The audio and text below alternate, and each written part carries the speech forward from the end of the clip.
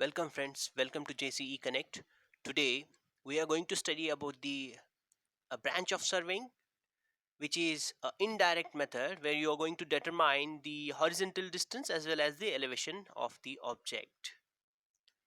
Now as I said that this is an indirect method where you will be getting the horizontal distances and elevation of the area which is relative to be a very different area where chaining will be a difficult one, where direct measurement will be a difficult one. In that cases you can use this tachyometric surveying. As I said that if you can see that you can read what it is. A tachyometric surveying, it is a branch of surveying in which horizontal distance and elevation of objects are determined indirectly by instrument called tachyometer. It combines the operation of chaining, that is distance measurement, as well as the leveling. But in other, no, in some extent it is going to remove that distance measurement by the chaining. So it is an indirect kind of a technique where we are going to determine the horizontal distances as well as the elevations. Okay, my friend, see, what I'm going to do is that I'm going to discuss few of the things here about the tachymetric surveying. Then we are going to discuss some of the important questions which are really important for the objective type of examinations. You can use those questions for the gate preparation. Even you can use these questions for the different governmental examination. You can use these. Right, these are the no MCQs, that is multiple choice questions we are going to discuss after end of this short introduction of tachymetric surveying. As I said that if you read the second phrase here, what it says is that it is a system of a rapid surveying by which position both horizontal and vertical points on earth's surface which which are related to one another and determined without using a chain or tape or separate leveling instrument. So by using a same instrument you can easily determine the horizontal and vertical points, two positions, right? And then it says that primary object of tachymetry or tachymeter is to prepare preparation of counter map. That is the primary objective of tachymetry. Here it should be a tachymetry, right? This word should be a tachymetry. Primary object of tachymetry is preparation of contour maps and the plans required for both horizontal as well as the vertical controls. As you know that by using the plan and contour map you can easily get the topography or the different position of the landform. So that is very important. So it plays a major role in deciding or the getting out the counter maps and the required plans. For surveys of a higher accuracy, it provides check on distances measured with the tape. Now you can see if you're using tape and chain as a direct method, then after using that you can go with a tachyometric surveying to check the accuracy. You will come to know that now how accurate you have worked with the chain and tape. That what the sentence says. And at the end you can see that this method is very rapid and convenient. The accuracy attained is such that under favorable conditions the error will not exceed 1 by 1000. 1 by 1000, that's really great accuracy you'll be having. It is best, right? It is best adapted in obstacles such as steep ground,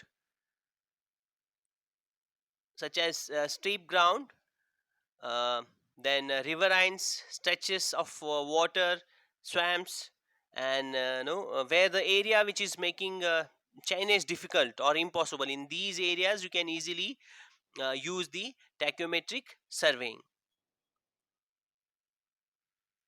Now we'll see the advantages. Now why we have to go for tachymetric surveying? We are having so many surveyings, that indirect method, indirect method. So many methods are there in indirect. So why you are supposed to go with this tachymetry only, right? Now we'll see the advantages. Why we have to go with this tachymetry? The first one is that the observing the staff intercept horizontal and vertical distance can be calculated. So you can take the help of a staff and you can easily determine the horizontal and vertical distances.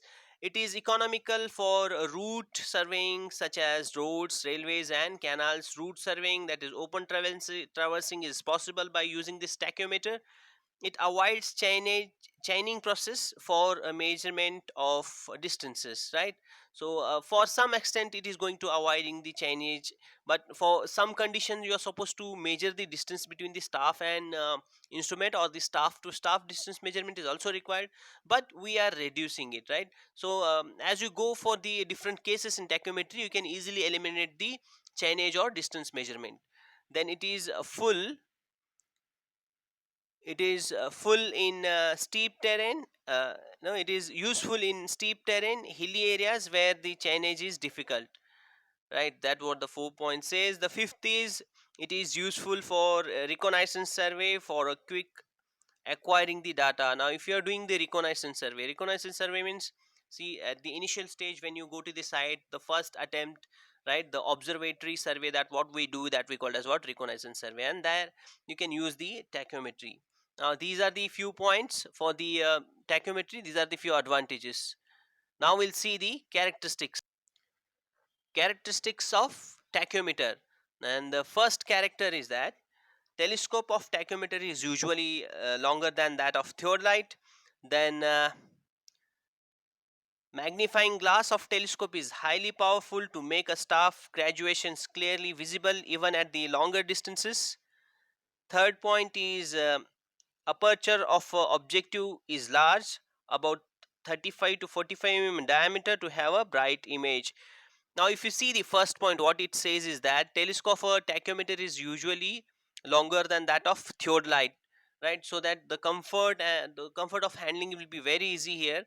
In tachymeter is basically a theodolite only. If a theodolite is having a diaphragm system and an analytical lens, then we call it as what, tachymeter. That you have to keep in mind.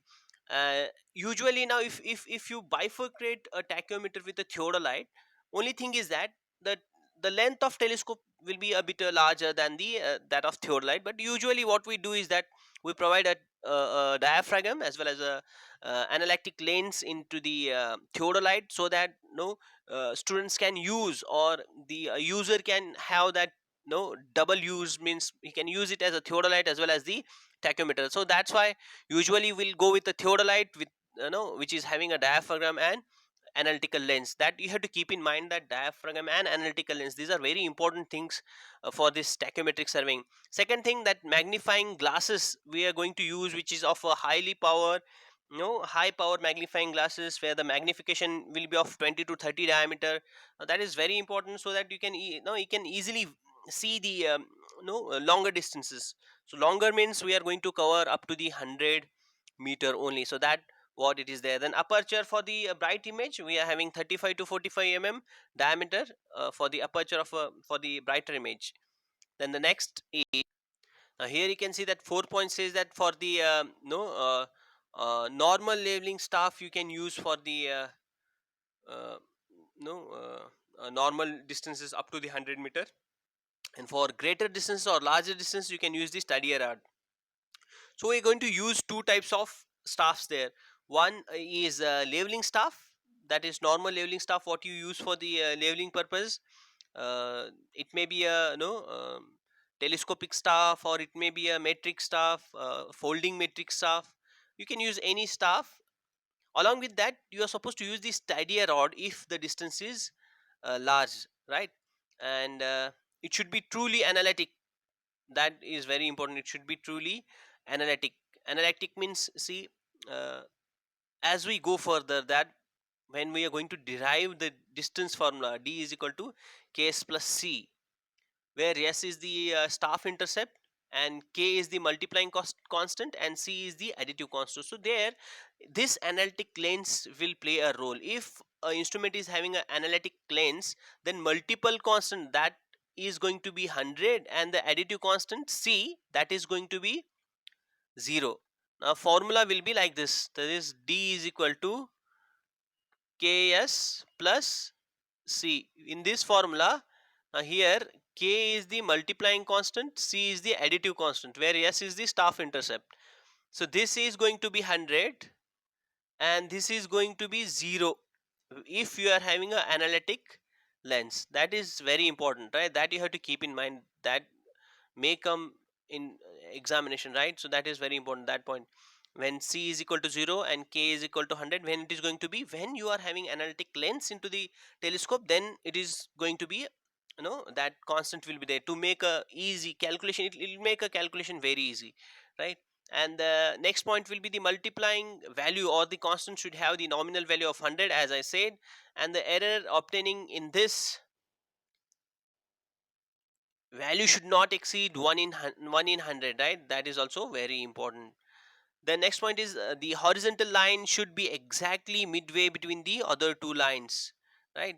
And you will be having the no use of tachymeter, where we are going to use the tachymeter. Here are a few of the points I have mentioned here.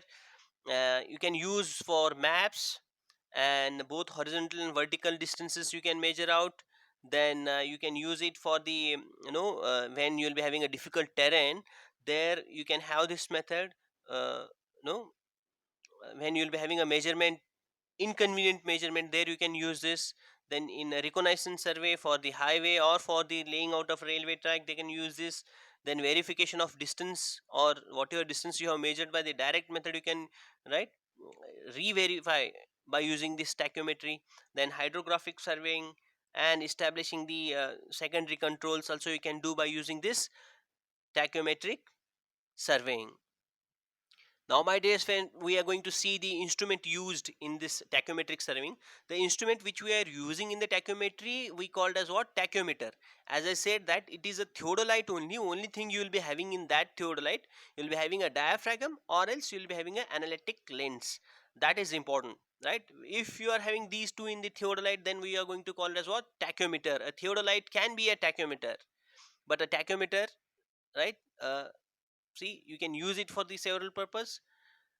All theodolites are not going to be a tachymeter. Only the theodolite which is having the diaphragm means, see, it is the crosshairs. What you can see, usually you will be having crosshairs like this. If you are having three crosshairs like this, then we are going to call it as what? We are going to call it as what? Diaphragm. So you should have this diaphragm. Also you should have the analytical lens. Then we are going to call it as what? Tachyometer. A tachyometer is a similar, is a similar to the transit theodolite, fitted with a stadia diaphragm. As I said, that is a telescope provided with the stadia here. Stadia here I have shown you. In the addition to the regular crosshairs, the diaphragm has two additional horizontal crosshairs called stadia hairs, one above and other below of the central crosshair.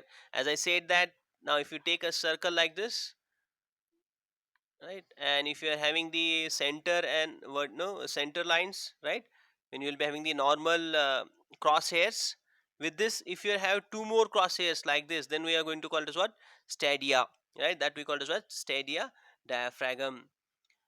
And then the no you can use the leveling staff. As I said, that for the shorter distance we are going to use the normal leveling staff, and for the larger distance we are going to use the stadia rods, right? The shorter distance on the ordinary leveling staff is used. For the larger or longer distance we are going to use the stadia rods. And the stadia rod is generally in one piece. That is going to be, see, we are having the normal staff, you can see that it is going to be into three pieces. It is a folding metric staff that you can easily fold it out into three pieces. But what stadia rod we are going to use, it is of a one piece, right? It will be a single wooden piece, or it will be a single metallic piece, which is the it is available into the different heights. 3 meter or 5 meter height is available with a width of 50 to 150 and graduation on the rod are bold and simple, so that the reading can be taken from a longer distance. The steady rods are generally graduated in the meters, decimeters and centimeters. So all these are the a few of the features of the tachyometer, as well as the staff which you are going to use into the tachyometric surveying. Now, my dear friends, we are going to see the few of the notes as I have given here. Notes for the no the diaphragm as well as the telescope which we are going to use here. Now, first, this note is all about the diaphragm. The first note is about the diaphragm. See, you can have these kind of a diaphragm. As I said, that the diaphragm is, see, you'll be having a telescope, then normal crosshairs, then two extra crosshairs. It is not necessary to have in this shape, but you can have in some other patterns also there. Now this is the first pattern, normal pattern, this is the second pattern, this is the third pattern. Now you can see that you'll be having a center, then two extra crosshairs upper and below. This is the one more pattern here, using one more pattern, this is the one more pattern. Few of the patterns that what they have shown, you can have any kind of a pattern in your telescope. If you are having such kind of a arrangement, then we are going to call it as what? We are going to call it as tachyometer. Now, if you come to the telescope which you are using in the stadia surveying, we are going to use three different types of telescopes. One is the simple external focusing telescope, and that usually we call it as what? Stadia theodolite, right? That we call it as what? Stadia theodolite. And the second one, that is external focusing, same as the first one, but it is having analytical lens in that. Then are going to call as what? We are going to call as tachyometer. And the third is internal focusing telescope, which is nowadays it is going to be a popular one, and also they are providing, the manufacturers are providing analytical lens to the that internal focusing telescope also.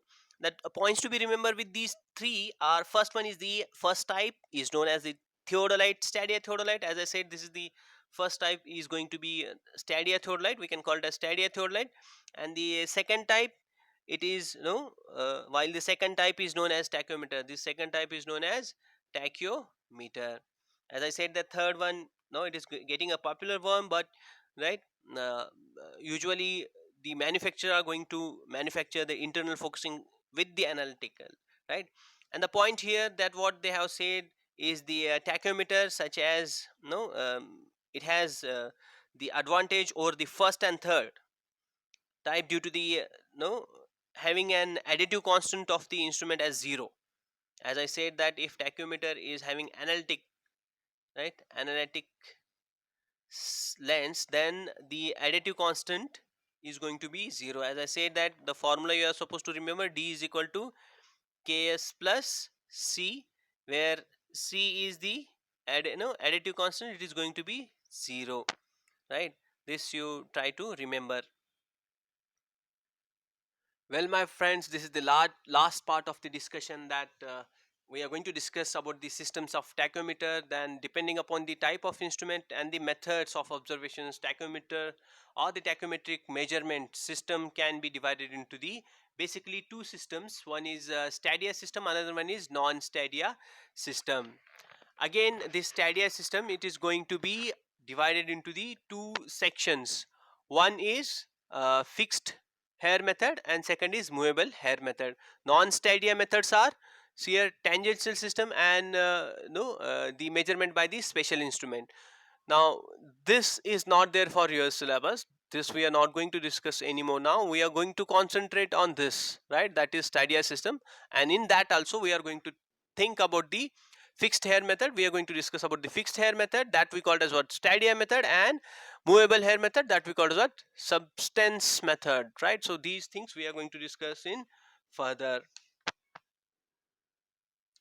Well, friends, as I said, that stadia method, it is going to be divided into two sections. One is stadia system, that is tachyometric system is divided into two sections. One is stadia system, another one is non-stadia system. So we are going to discuss all about the stadia system. Now, if you see that we are having stadia system, it is it is in this method you are going to get the staff intercept. Staff intercept, if you see this picture here, now we are having three crosshairs reading, right? If this is the crosshairs here, you will be having three crosshairs. I'll draw a bit larger one. Now, if you see this, this is the telescope, and you'll be having a center line here, and right like this. Then you'll be having three crosshairs here, right, like this, right? So you'll be having first this we call as upper crosshair, this is lower crosshair, and this is central crosshair. So we are taking three crosshair readings. See, this is upper, this is central, and this is lower. And the intercept, this distance we are going to call it as what? Staff intercept. Yes, right. So this we are going to take in consideration here, right?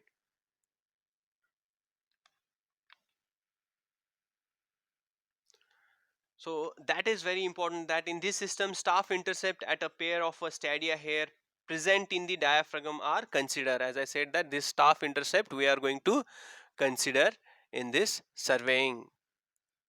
Then in this system, tachyometer is set up at a station, say, as I said, that you can set a tachyometer at a station A and staff at a B. Now just take for the sake of example, then the staff intercept, yes, made by the top and bottom here is measured. The vertical angle theta is also measured, right? And now here what we are going to do is that this is the simple method what I am telling to execute it onto the ground. Say that you have to set instrument here, then keep a staff at point B and take the staff reading. Just take a vertical reading here and you will be having a theta which is going to be measured from the central crosshair, and you will be having a staff intercept 3 crosshair reading you are going to get there. Now the horizontal distance d between A and B and the difference in elevation RL can be calculated from this staff reading S and vertical angle theta. This is the further divided into the fixed hair and movable hair method, right? As I said that this method, now here you are going to get the staff intercept 3 readings, you are going to get the difference between the, right, say like 3 readings you are going to get here, the difference between the top and bottom here. This is your yes, right? By using the staff intercept and the angle, you are going to find out the distance and elevation. Now this distance, if you see this distance is going to come from the center, and if it is positive, then that we know, if you are having a positive theta is a positive, means it is angle of elevation, and if we are having a negative theta, then that we call it as what, angle of depression. Now this is the fixed hair method. Here we are going to determine the uh, we're going to determine the vertical angles or the distances by keeping the staff at a equal distance. That what you have to keep in mind here. In this method, the telescope of a theodolite is equipped with the 2 additional crosshairs. As I said that it should have a steadier diaphragm in that. Then those diaphragm will be placed at the equal distance. Here you can see that those are placed at the equal distance. Here also you'll be having, say if this is I, here I shown this is, if this is I, then this will be, this half section will be I by 2 and remaining half will be I by 2.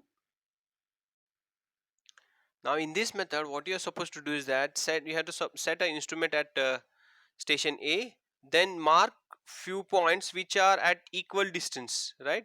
Both should have equal, all should have equal distance. Now this distance should be equal to this distance, that you have to keep in mind. Then what you are supposed to do is that you are supposed to take the reading. Here I have taken, see this, I have taken S1 here, and then S2 here, and S3 this side. Now by taking that S1, S2, S3, you'll be having, see, you can, then you can determine this D1. See, from this you can determine D1, then you can determine D2, and then you can determine D3, right? And that is going to be happen only when you are going to take S1, S2, S3 along with theta, right? Then you can use these value and you can determine the distance, where you are not going to change the what staff, that crosshairs, right? You're not going to change the crosshairs, distance between the crosshairs, that we call as a fixed hair method. Now movable hair method, in this, see, it is going to be, you are going to change the distance between the stadia hairs.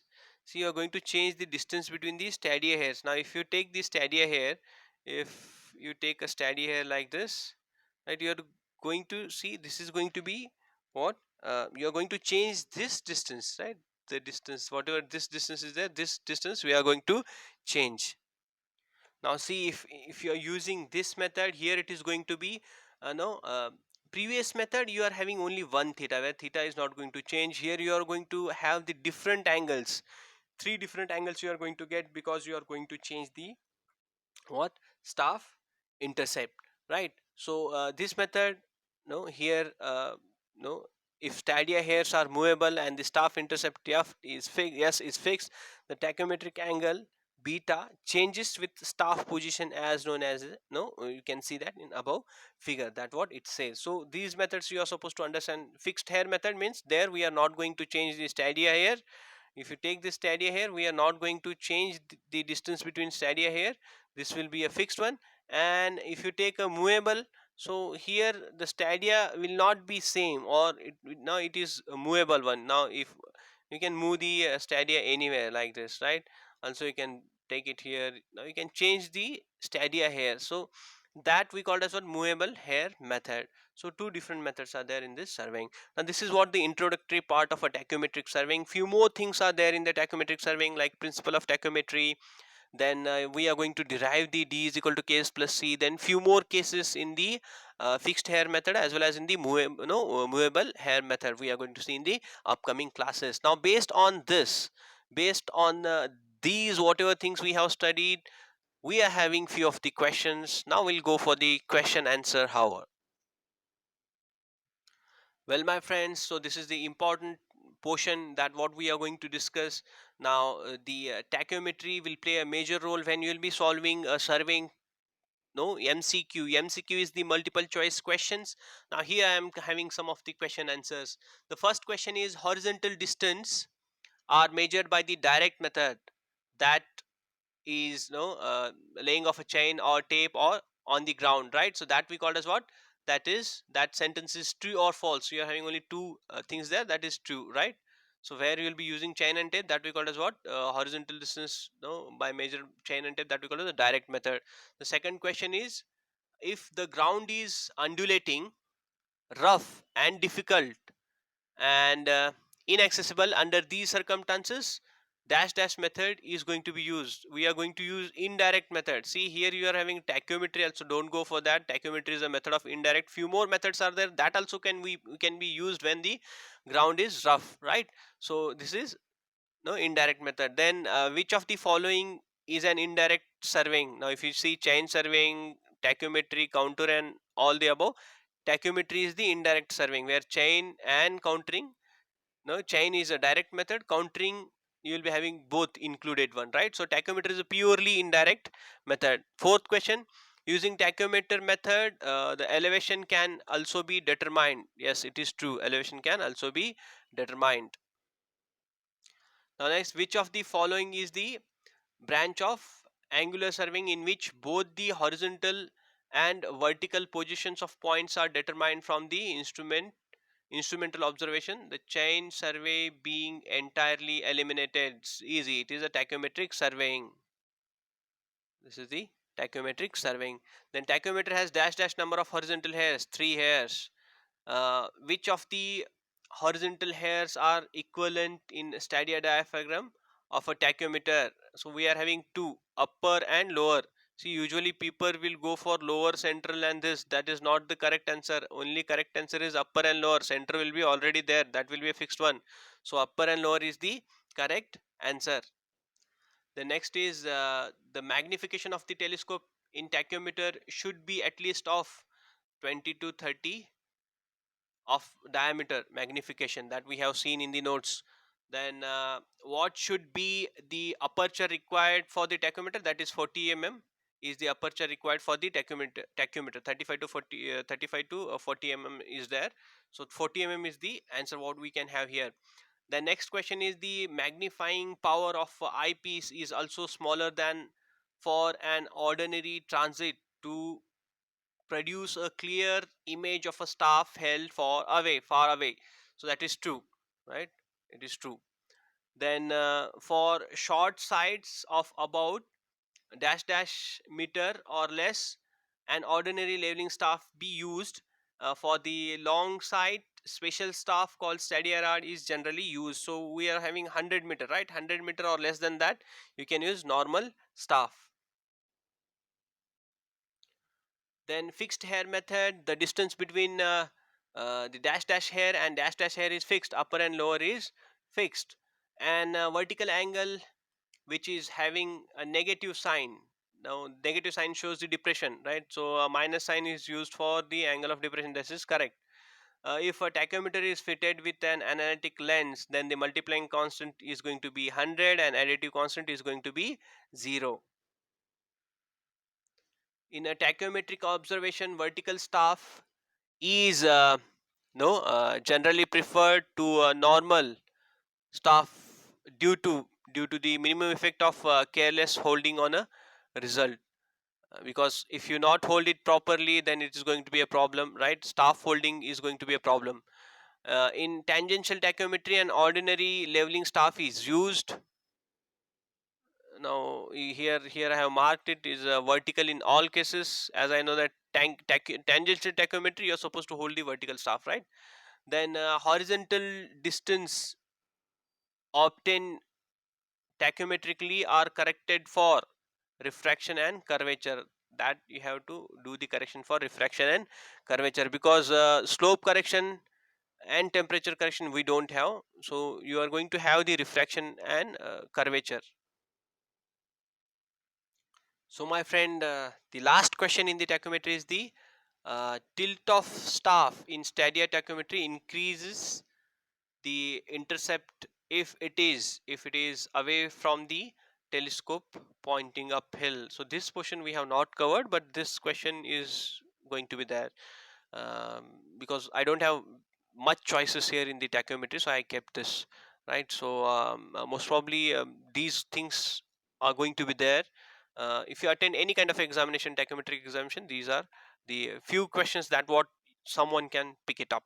Right now we are going to discuss about the aerial photogrammetric questions also, because in last class, see, I was not discussed the questions of aerial photogrammetry, so we are going to discuss about the aerial photogrammetry also. So p have a view on that also.